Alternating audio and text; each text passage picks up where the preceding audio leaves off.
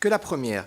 Je vous l'avais déjà indiqué lors de la commission élargie consacrée au budget 2018, la promotion du tourisme est un élément absolument essentiel pour notre économie, nos emplois et nos territoires. Sans une promotion adaptée et efficace, nous n'atteindrons jamais l'objectif des 100 millions de visiteurs à échéance 2020. Cette promotion est essentiellement assurée par l'acteur Atout France, dont le budget est porté par le programme 185 au sein de la mission Action extérieure de l'État que nous étudions. En 2017, le budget alloué à Atout France en loi de finances a été de 33,09 millions d'euros en autorisations d'engagement et crédits de paiement, en légère baisse par rapport à 2016.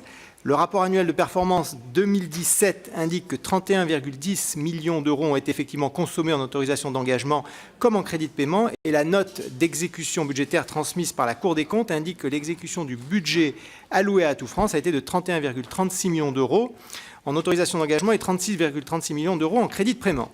Quels que soient ces chiffres, il est incontestable que l'opérateur Atout France a réalisé de bonnes opérations en 2017. 3500 opérations de promotion de la destination France dans 70 pays, mise en place des fameux clusters thématiques regroupant les acteurs concernés par une même destination, une même filière de produits ou une même cible de clients, promotion de la candidature de la France dans les grands événements comme par exemple les JO 2024 et mise en place du plan de relance du gouvernement. En conséquence, le rapport annuel de performance indique que le nombre de touristes étrangers en France a été supérieur à la prévision du projet annuel de performance, et on peut s'en réjouir. 88,5 millions de visiteurs contre un objectif de 87,9 millions anticipés. Il en va de même donc pour les recettes des touristiques générées par les touristes étrangers en France, 54 milliards pour une prévision de 43 milliards. On ne peut que se satisfaire de ces objectifs qui dépassent largement les clivages politiques. J'ai toutefois une inquiétude.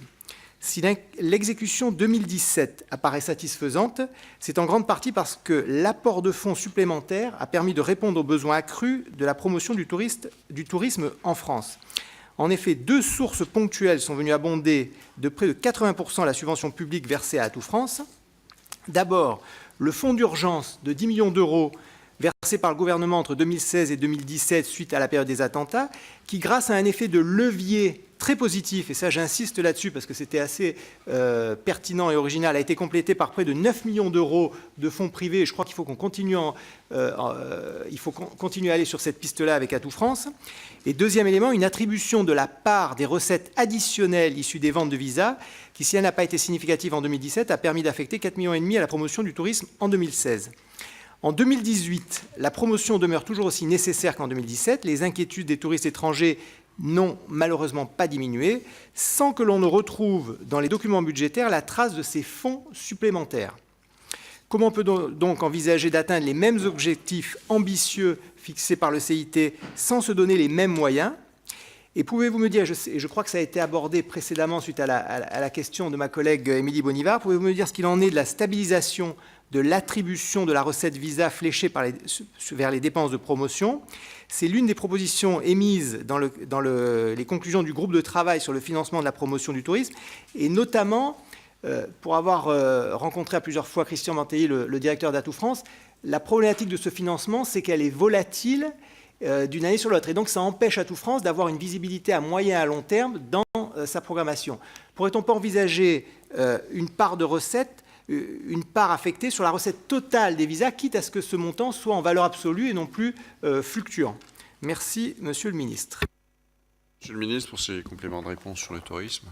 Oui, merci Président, merci Monsieur le rapporteur. Donc, nous partageons votre appréciation quant à l'action d'Atout France, au nombre d'opérations conduites et au-delà du nombre, de la qualité.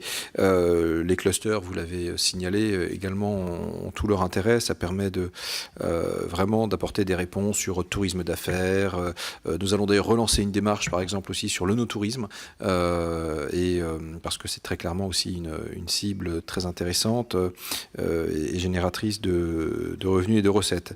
Et puis, également la promotion d'un certain nombre de grands événements, soit nationaux, soit régionaux. Et là, je l'évoquais tout à l'heure, vraiment une congruence, une synergie toujours plus forte entre l'État, les régions.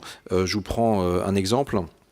Il se trouve que 2019 signe les 500 ans de la Renaissance, que la région Centre-Val de Loire va lancer une grande opération autour de cela, et eh bien on met en commun on met en commun des moyens, on met en commun des moyens financiers et humains, et donc c'est un véritable roadshow qui va être fait dans une douzaine de capitales mondiales pour à la fois promouvoir la région, mais promouvoir également la France. Et donc, je crois qu'on est là dans une démarche très vertueuse. Et donc, très clairement, il faut s'appuyer sur ce qui a été fait en termes de méthodologie quant au plan de relance. Et donc, c'est ce qui est pérennisé avec la mise en place du club des partenaires, avec le fait que les recettes sanctuarisées issues des recettes Visa, clairement, nous souhaitons un effet levier. Et donc, pour éviter la volatilité, il a été acté de mettre en place un taux fixe de l'ordre de 3%,